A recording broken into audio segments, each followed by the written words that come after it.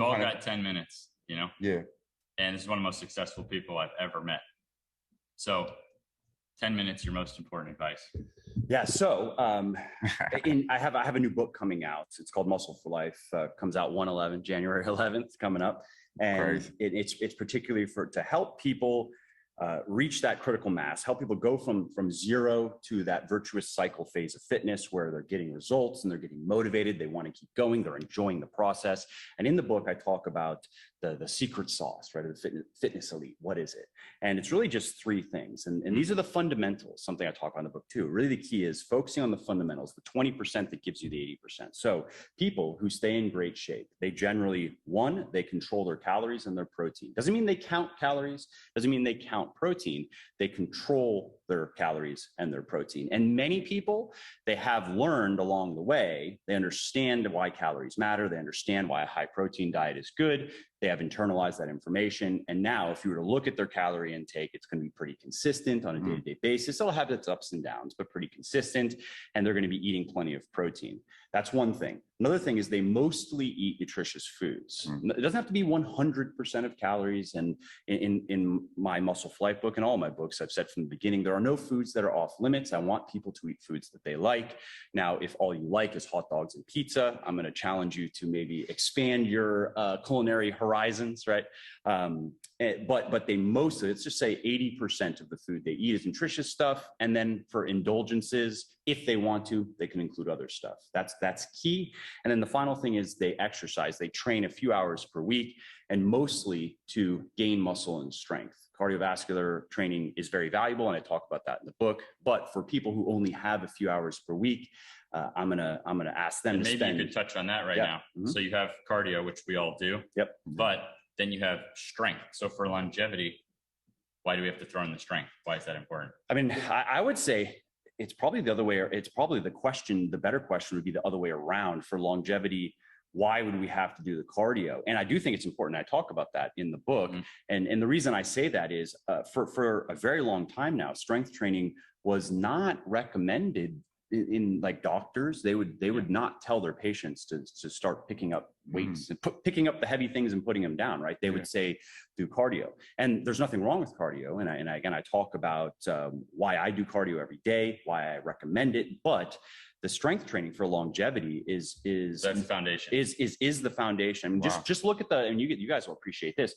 Look at the mobility and the functionality that comes with being strong, especially in the context of getting older, right? So if you're 70 and you're strong, guess what's not going to happen to you? You're not going to try to walk down. Exactly. You're not going to walk down the stairs and then, you're just not strong enough. Your leg gives out and now you broke a hip and now you're in the hospital and things can go very south from there. That's not going to happen to you. So that's just a matter of surviving. But then think of, I'm sure, I mean, hey, if I can make it to 80, I want to be the best 80 that I can have. Right. And so let's talk about thriving. So now, okay, we have a strong body. We're not going to be susceptible to just random weird injuries. But now we're also going to be able to do things with our body too. It'd be fun at 80 to still be able to play basketball. In some, maybe you can't play to the same level you can now, but you can still get out there. Planning on. Imagine going and even shooting some shots with your grandson. Just having to be on the side. Being out there for an hour with your grandson and you can keep up. And I mean, this is actually what we're all passionate about. Yeah. Because for me, it was my knees breaking down at a young age, knowing that my life was going to look like crap. Yep. And then Derek's 43 and it's like the youngest, 43-year-old I've ever seen. And I was broken down at 21. Had to take injections in my hips to get through college basketball games. Oh, wow. Ankles, knees. When I met Ben, I was destroyed. So now with him, I've known him for years. He's never going through you're never going through those yo-yos. So you're living what you preach. You always would look killer at the beach, yet you're not having all the injuries in the gym. You know what I mean? Yep. So you're living it. Now we know that with the diet and the exercise, life is kind of rigged against us. Yep. We have so many things to do. Strong headwinds. There's so much junk food that's much easier and more accessible. So we were looking at what do you think is, so you went over the three common denominators. What is the first win with exercise? The first win, because most people, like the average person, like you said, we see them walk by here all day and they're 55 and don't know how to lift a weight and have given up. I've not seen one person walk by without a limp. Yeah. All losses. Yeah. So what's the first win on exercise and what's the first win on diet? Yeah, it's a good question. I like this approach, this tiny habit approach, to use a term from DJ Fogg, book by the same title. And so the idea is, tiny habits. Can we start with something that is so easy, so to speak, that you can't say no to it? And in your mind, there's no friction. That's the key, right? So for exercise, it could simply be going for a 15-minute walk outside every day. Hey, preferably in nature, if you can get around some nature, because you're probably going to feel better just walking around with pretty stuff around you. And so I would ask somebody, again, let's talk to the 55-year-old guy or gal, and they're very out of shape and they have a lot of weight to lose. Okay, cool. That's what we're starting with. I would ask them, can you commit to that? Could you go for a 15-minute walk every day?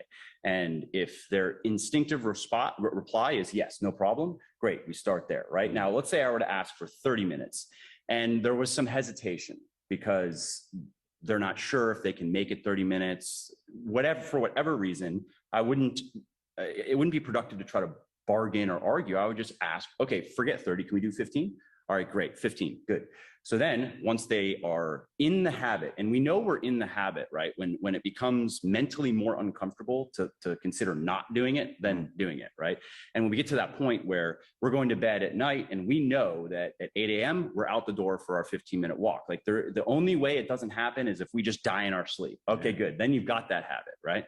So once they've got that habit, then I would ask, can we up that to 30? All right, great. Let's do that. And then from there, maybe we will transition into a little bit of resistance training. And so that would be on the exercise side of things. Very simple. On the diet side of things, there are different ways to go with that. It kind of depends on the person's circumstances. It could be something like asking them to add 1 serving of protein to their meal plan. Eat exactly the way they're eating right now, but can we just take 1 meal and add some protein to it? Okay, good. Can we add 1 serving of vegetables somewhere in there? Okay, good. When those things are in, that's huge. Those are 2 wins. Yep. Can we drink more water? Yeah. Can we drink more water while we're eating? And those things I like also because they improve satiety. So naturally, by eating a bit more protein, having some vegetables, drinking some more water, they're going to be less hungry, and that's going to help them better control their calories. And because when it comes to losing weight and maintaining weight, beating hunger, it really is half of the game. It is so hard, and I'm sure you guys have experienced this. A lot of people listening have probably experienced this. Even when you know what you're doing and you're a fitness person, it's still hard. I want to drop 5 pounds, 10 pounds, or whatever. It's very hard to do it if you are hungry most of the time. So beating hunger is very important. Yeah, and like I asked you before, man, how important is psychology? And I like the analogy you gave me when it came to the beans. Yeah. I think it's a useful little test, right? Yeah. So as far as hunger goes, and this has been researched, how much of it is when we say I'm hungry or we feel compelled to eat food, is this biological hunger? Is this quote unquote true hunger, or is it more psychological in nature? Is this just a desire to eat because of some emotional reason or some other reason, just some sort of mental trigger or whatever? And a simple test that we can do with ourselves is, okay, so we feel an urge to eat something. We would say, I'm hungry, right? Is imagine, and it's usually I'm hungry, and then there's a food associated with it. I'm like, I could really go. I could really go for some tacos or some pizza or whatever, right?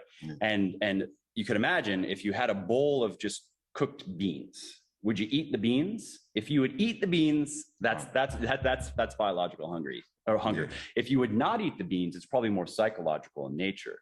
And that's not to say that there's anything wrong with experiencing psychological. No, there's nothing wrong with that. We all experience it, but it's helpful to make that distinction for yourself and to understand that it's okay to feel hunger, to feel a compulsion to eat food. There's nothing wrong with that. But by separating those things out, it can help you better manage it and not necessarily just immediately indulge it. Right. Create space and awareness. Exactly. Yep. We are probably hitting about 10 minutes. Yeah. We have to add up wins, to get to where we want to go. Yeah. He's living proof of that. To go out on a psychological note, though, we've been friends for a while, but I just ran into him on the street yesterday, invited him to come sled with us at 9 a.m. and then podcast.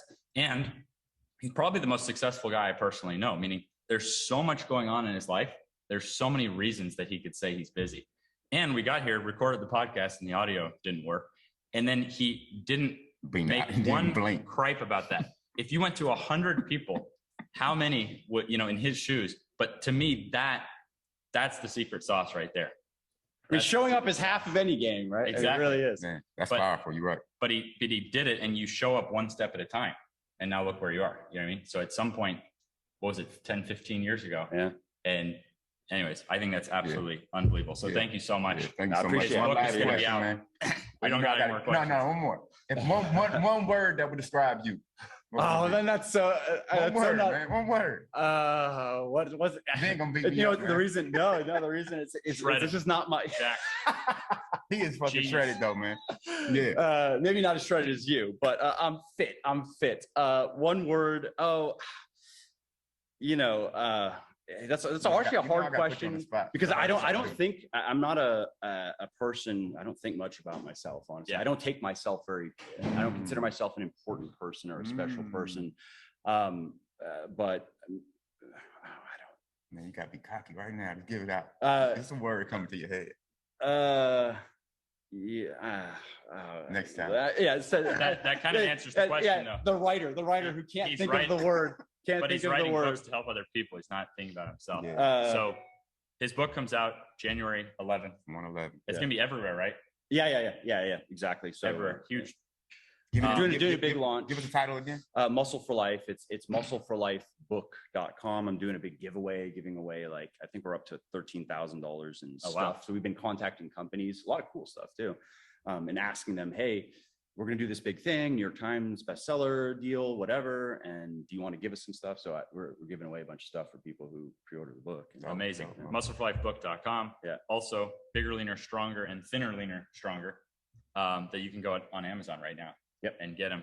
He has his own podcast. So any of these subjects you want to dive into deeper, incredible free articles, podcast. He is the only supplements I've taken for the last 5 years. One of the pioneers of actually saying what's in the product and putting real effective doses in the products. Living proof. So thanks for everything you're doing. Thanks for paving the way. Thanks for being a beast today. Man, it's all love, man. Came in here and did round 2 for me. Yeah. Love, man. Yeah. Thank you. All right, man. I appreciate it, man. You want to give us your gratitude, man? Real quick? Huh? So I couldn't get. I don't know how to describe myself. I'd be curious what other people. What's the one word you use? Yeah, you should have flipped it. Yeah. Ben said it though, man. Shredded, genius. Yeah, monster. But I appreciate y'all. Make you for life signing out. This is recorded.